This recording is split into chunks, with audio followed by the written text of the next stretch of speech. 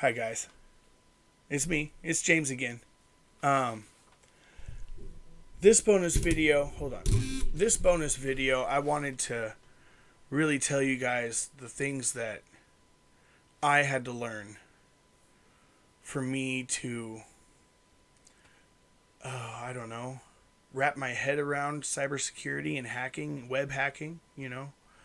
Um, Understand that web applications run on top of networks. Those networks run on top of IP addresses. Those IP addresses run on top of computers. Those computers run on top of operating systems.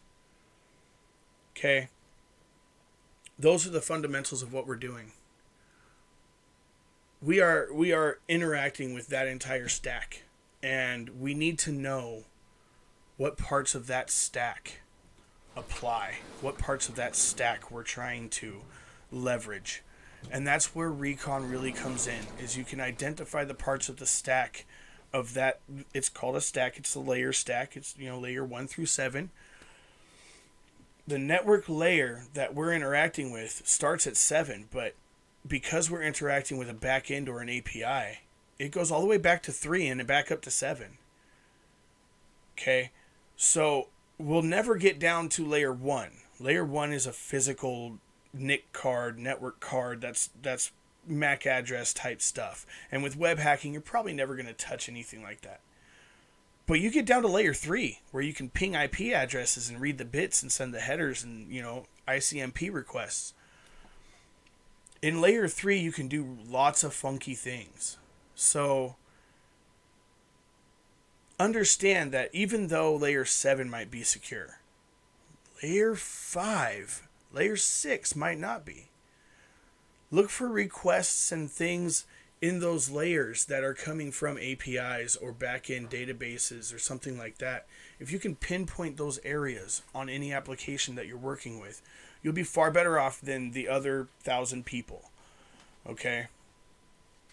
The other thing I had to learn for bug bounties is you're not going to get money. You're going to fail a lot. That's the magic of hacking. You're going to fail a lot. And it's going to suck. But if this is really something you want to do, you're not going to stop. You're not.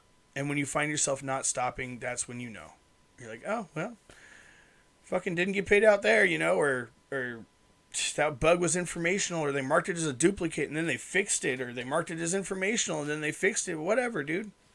Whatever. That's their prerogative. You are learning. You're that much more smarter than you were yesterday. You can take that experience and say, okay, well, maybe this platform is not operating correctly with new hackers. So I need to find a different platform that's operating correctly with new hackers. Bugcrowd, even VRPs, vulnerability report programs. In this course, I encourage you to go and check out Google's VRP. It's in the resources. Go check out Walmart's vulnerability report program. It's in the resources. I have a juice shop that I have hosted on Heroku app that you can test to your mind's content. Just go. I really, really, really can't stress enough that the experience of learning involves failing, and that's not a bad thing. Okay, if you're in a tight money spot, go get a part-time job and do bug bounties and get your experience up enough doing red team behavior that you can apply for one of these companies that's doing remote hiring.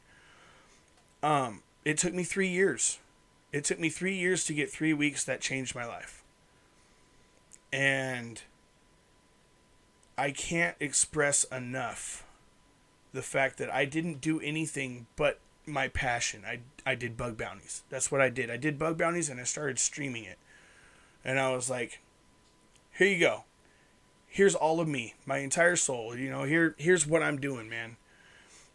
And streaming bug bounties started paying me more than bug bounties, because bug bounties was paying me $0, and I got like $125 payout from Twitch. And I was like, man, well, this is what I need to be doing.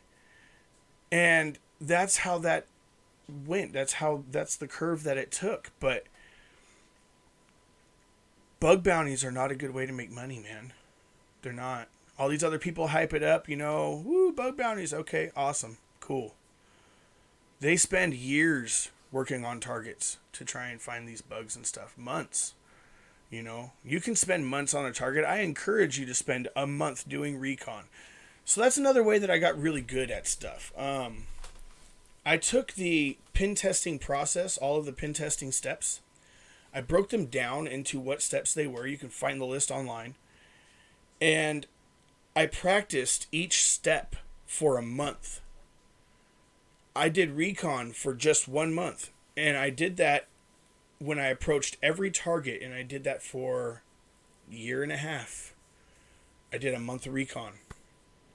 A month of enumeration, pulling out files, directories. And when I couldn't pull out any more files and directories on that target, I saved the file, moved on to the next target. Gathered all the information. Learning along the way what information is pertinent, what information matters, what information doesn't. And it trained me. It trained me to be able to do these steps faster because I was spending so much time on them and it became second nature. Please go out and spend a month on each process. Do recon on a target, wide scope recon like you've learned in this course. Do that recon on a target.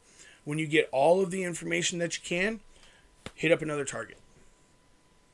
Right? Google VRP has 5 wide scope targets, all wildcards. Go for it. Do it.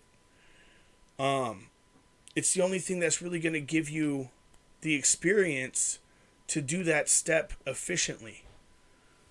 Okay? And if you can increase your experience tenfold by spending a month on one step, then rather than spending a month on the entire process, you should take that opportunity. You're going to multiply your knowledge by 10 every time. Every month you'll be like, oh shit, no, I know what this is. I know what this is. I know how to put the subdomains in line. I know what online sources to look for on those subdomains. I know how to gather all the data and it'll click. And when it clicks, you'll know. You'll have that feeling. You'll look at a site and you'll go, XYZ, man, I need to do this and this and this.